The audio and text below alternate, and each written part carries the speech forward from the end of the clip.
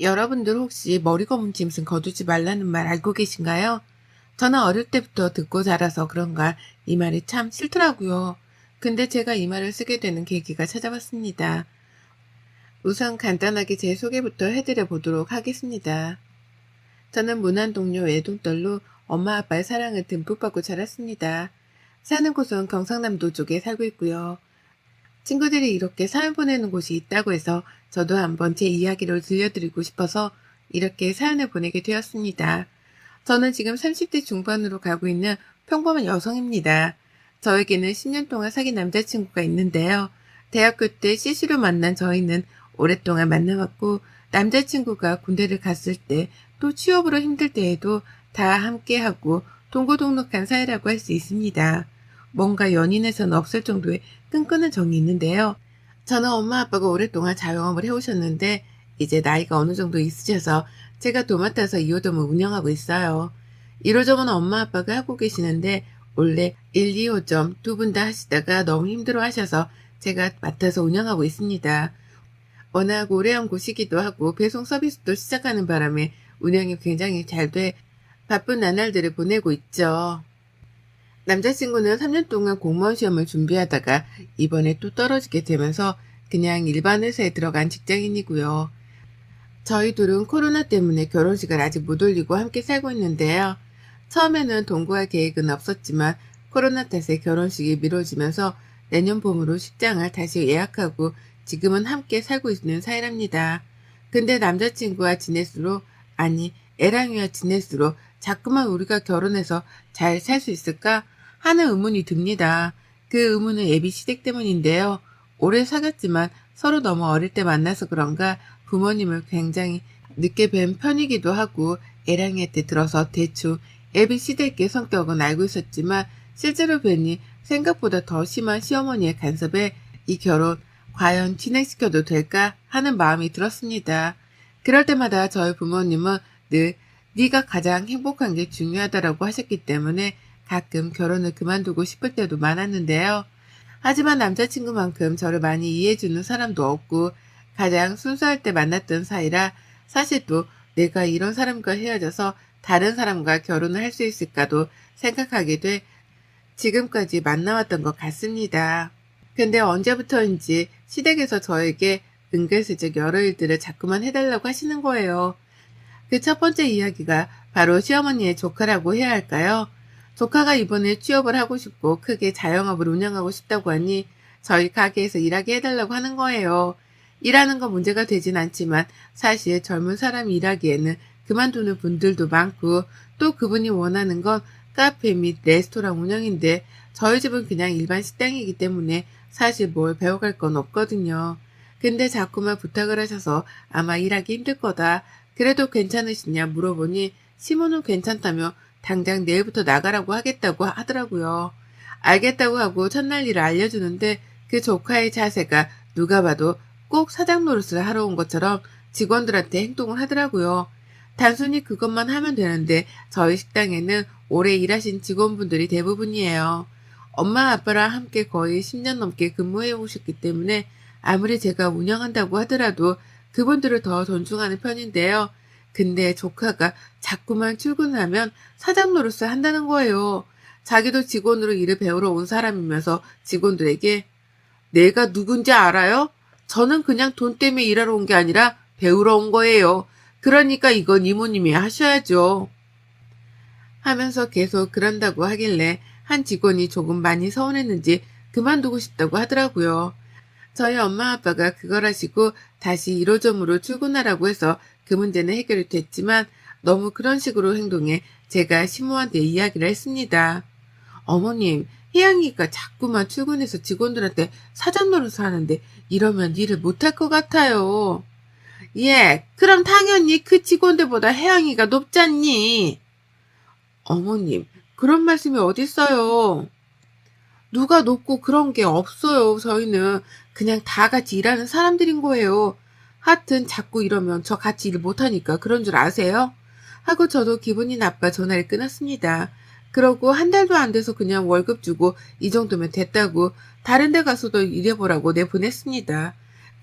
그리고 예랑이한테 시어머니가 이런 부탁 이제 하지 말라고 하라고 단단히 이야기를 해두었는데요. 이게 바로 제가 시댁에서 겪은 정말 어이없는 일이에요. 근데 이것만 들어도 많은 분들이 헉 하시는데 사실 오늘 사연 보내드린 이야기는 바로 그 다음번에 발생한 일인데요. 저희 엄마가 오랫동안 당뇨진을 알아오셨는데 그동안 관리하느라 괜찮으셨거든요. 근데 더 관리가 필요할 것 같다는 병원의 상담으로 인해 1호점을 엄마 아빠가 잠시 쉬고 싶다고 말해 저보고 둘 다 관리해보라고 하더라고요. 처음에는 조금 그랬지만 그래도 엄마가 빨리 낫길 바라는 마음에서 직원도 한두 명 정도 더 고용하고 본격적으로 제가 운영을 시작했죠. 생각보다 어렵지 않아서 더 열심히 했습니다. 근데 성수기철이 되면서 손님들이 급격하게 늘어나면서 혼자 운영 관리가 너무 힘들 것 같은 거예요. 그래서 어떻게 해야 하던 찰나에 시어머니가 이 소식을 또 어디서 들었는지 그럼 자기가 2호점을 한번 운영해 보겠다고 하시더라고요. 처음에는 안 된다. 애랑이한테도 그건 안 된다. 뭐하러 그러냐. 일도 안 해보신 분이라고 했는데 계속 전화로 저를 설득해서 엄마 아빠 거니까 제가 물어보고 말씀드리겠다고 했습니다. 엄마 아빠한테 물어보니 오랫동안도 아니고 잠깐이고 또 가족이니까 더 잘해주지 않겠냐면서 월급은 더 많이 챙겨주라면서 이야기를 먼저 해주셔서 시어머니한테 알겠다고 했습니다. 그 이후 저는 1호점, 시어머니는 2호점에서 근무를 하게 되었는데요. 생각보다 2호점 매출이 많이 올라가고 시어머니가 손님들을 상대로 굉장히 잘하더라고요. 괜히 제가 시자 들어간다고 오해했나 싶기도 하더라고요. 열심히 하시는 만큼 저도 두둑히 어머님 용돈이랑 월급도 챙겨드리고 계시는 동안 부족함 없이 해드렸다고 생각했습니다. 근데 엄마 아빠가 이제 복귀하시면서 제가 다시 2호점으로 가면서 시어머니도 곧 그만둬야 하는 상황이었는데요. 또 열심히 하시는 모습을 보니 바로 그만두라고 하기가 그럴 것 같아 우선은 제가 2호점으로 복귀할 때까지 어머님한테 점포를 맡겨두었습니다. 매출도 오르고 하니 저도 어머니께 굉장히 감사하더라고요. 자기 일처럼 또 해주시는 모습에 감사드리기도 하고요. 그리고 엄마 아빠는 한두 달 정도 뒤에 바로 복귀를 하셨고 시어머니에게도 이 소식과 함께 이제 그만 쉬어도 되신다고 제가 왔다 갔다 하겠다고 말씀드렸는데도 불구하고 자꾸만 더 일하고 싶다는 생각을 내비치더라고요. 근데 사실 2호점은 1호점보다 더 작기 때문에 그 공간의 동선 배치가 가장 중요한데요. 그래서 그렇게 많은 직원들까지 필요 없어 어머님께는 이번 달까지만 나와달라 말씀드리고 마무리를 했습니다. 그리고 며칠 후에 갑자기 엄마가 일하시다 쓰러지시는 바람에 정말 놀랐고 다행히도 문제점을 발견해서 당분간은 입원해 있어야 한다고 했는데요. 아빠도 엄마 곁에 있어야 한 터라 어머님이 다시 2호점을 맡아주셔야 했고 죄송한 말씀이지만 자초지종을 설명드렸습니다. 그 뒤로 엄마 아빠는 생각보다 퇴원이 늦어지게 되기도 하고 당분간은 좀 쉬시고 싶다고 해서 제가 운영을 본격적으로 하기 시작했습니다. 둘 다 매출도 많이 오르고 어머님도 일이 재밌다고 하시더라고요. 근데 언제부터인가 어머님의 태도가 조금은 달라지기 시작했어요. 제가 전화를 드려도 묵묵부답에 일은 열심히 하는 것 같은데 직원들 이야기 들어보면 꼭 갑질하는 사람 같다면서 그런 얘기가 많더라고요. 근데 사실 시어머니가 될 분한테 이런 걸로 뭐라 하는 것도 사실 굉장히 어려운 일이잖아요. 저도 간섭하기 싫지만 시어머니 행동이 자꾸만 달라지니 더 이상 일을 같이 하면 안 되겠다라는 생각이 들기까지 하더라고요. 그래서 이제는 그냥 힘들어도 두 곳 제가 운영해야겠다 싶어서 가게를 찾아갔는데 제가 알던 매장과는 다른 분위기가 되어 있더라고요. 도대체 이게 무슨 일인가 싶어서 어머니께 말씀드렸죠. 어머님, 이게 도대체 뭐예요? 저한테도 말씀 안 하시고 이렇게 메뉴판을 짜시면 안 되잖아요. 아, 뭐 어때? 이러니까 더 잘 나가. 네가 뭘 몰라서 그래. 저희 아빠 엄마가 가게를 운영하시는 원칙이 있어서 지금까지 그 원칙을 지켜왔던 건데 그럼 코닥다리 이제는 필요 없어. 예? 그게 무슨 말씀이세요? 구닥다리라뇨. 아니 매장 운영 방식도 조금씩은 바꿔야 뭐가 되지 안 그러니? 지금은 내가 맡고 있으니 내가 한번 해볼게. 하며 적반하장으로 나오더라고요. 이대로는 안 되겠다 싶어 어머님께 확실하게 메뉴를 알려드렸지만 그래도 자꾸만 어긋나는 탓에 어머니께 이번 달까지만 하고 이제 쉬셔도 되실 것 같다 말씀을 드렸습니다. 그랬더니 갑자기 노발대발하면서 저에게 막말을 퍼붓더라고요. 네가 잘나면 얼마나 잘났냐면서 남이 운영하는 것도 못하게 방해를 한다? 그게 말이 되냐? 이러면서 계속 폭탄반응을 하더라고요. 그래도 사업에서는 당연히 뺄 때는 빼주고 갈 때는 가야 하기 때문에 확실하게 이야기를 해두었습니다. 근데 정말 제가 생각하지 못한 일이 일어나게 되었습니다. 그 일은 아직도 제가 정말 손이 덜덜 떨려서 할 말이 없는데요. 갑자기 친구가 전화가 오더니 카톡을 확인해 보라고 하더라고요. 근데 그 카톡을 보니 당근마켓 중고나라 등에 저희 집 음식들이 올라와 있더라고요. 이틀만 판매한다면서요. 근데 라벨을 가리려고 한 것 같지만 딱 봐도 저희 거거든요. 아무리 가려도 그 용기를 보면 저는 알기도 하고 거기 댓글도 어디인지 다 알 만큼 저희 가게 거라 정말 누가 도대체 이런 일을 했는지 한두 개면 손님이 팔았다고 치지만 저렇게 수십 개 넘는 건 정말 단체 주문밖에 없어요. 도대체 이게 내가 팔지도 않은 걸 어떻게 떠올라 다니지 싶어서 직접 올린 사람한테 쪽지를 보내서 누구시냐, 저희 가게에서는 이런 거 판 적이 없다 하니까 갑자기 잠수를 타대요. 그래서 그걸 사신 분의 연락처를 알아내 전화를 걸었습니다. 여보세요? 안녕하세요. 저희는 땡땡 가게인데요. 지금 이게 저희 제품인데 저희는 인터넷이나 중고나라 등에서 판매를 안 하는데 혹시 어떻게 사셨나 해서요. 정말요? 저한테는 거기서 일하시는 점장님이신데 코로나 때문에 이렇게 판매하는 거라고 하시길래 저는 믿고 샀죠. 아, 제품은 저희께 맞습니다. 근데 혹시 직거래를 하셨어요? 네. 그럼 직거래할 때 혹시 어떤 분이 나오셨나요? 나이가 좀 있으신 아줌마 분이시던데. 파마머리요? 네. 네, 알겠습니다. 감사합니다. 제품은 저희 거니 걱정 안 하고 드셔도 돼요. 중고나라도 마찬가지로 그러길래 경찰에 신고해야겠다 싶어서 신고하고 기다리고 있었어요. 분명 직원들은 아니더니 도대체 어떻게 찍어가는 건가 싶었거든요. 그렇게 경찰에 의뢰하고 나서 찾아낸 정보에 의하면 정말 아직도 손발이 부들부들 떨려요. 그런 곳을 팔았던 주인공은 바로 저희 어머님이셨어요. 어머님은 지금까지 저희 가게에서 일하면서 뒤에서 야금야금 반찬부터 게장까지 다 포장해 직접 가져다 드리기도 하고 판매하신 기록이 나오더라고요. 경찰에서 IP 추적 수소를 보니 어머님 동네더라고요. 그냥 말씀드리면 저한테 노발대발 할 것 같아 바로 그 증거들을 가지고 어머님 내로 쳐들어갔습니다. 가지고 온 종이들을 하나씩 나열하면서 어머님의 만행을 다 까발려 드렸죠.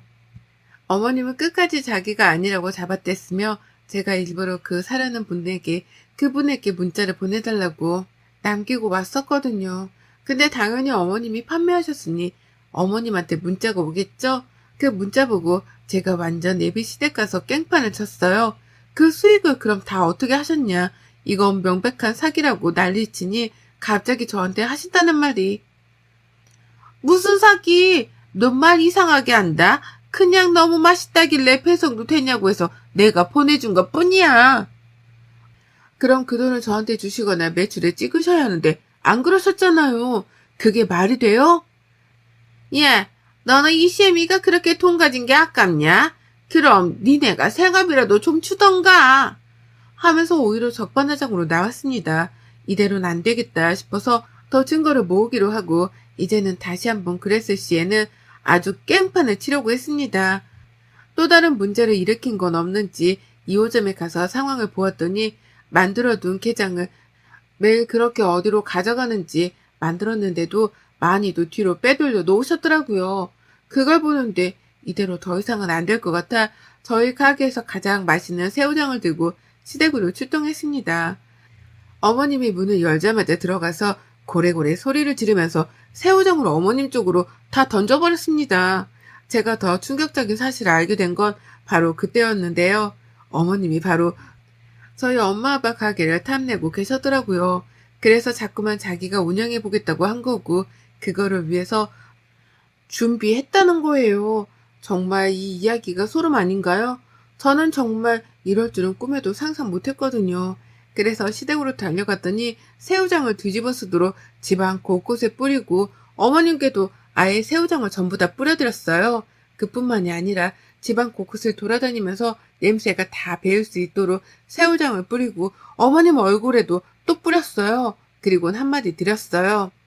어머님, 진짜 어머님의 자격도 시어머니의 자격도 아무것도 없는 거 아세요? 저희 엄마 아빠가 일군 가게를 그냥 낼름 하려고 하셨어요? 그게 말이 된다고 생각하세요? 왜요? 지금 바닥에 떨어진 것도 한번 주워서 팔아보세요. 뭐가 말이 안 되는데 내가 거기서 그래도 몇 개월을 일했는데.